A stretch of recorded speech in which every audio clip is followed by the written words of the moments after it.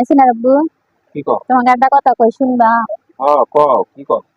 হলো আমাদের গাছে তাও আম টাম যাই ধরছিল খাইছি, কাঁঠালের গাছে তো কাঁঠাল ধরেনি এবার। তো কাঁঠাল ধরেনি এখন তো বছরকার পর। বছরকার ফলই তো একটা কাঁঠাল নিয়ে আসতাম। কাঁঠাল নিয়ে আসবো আবার?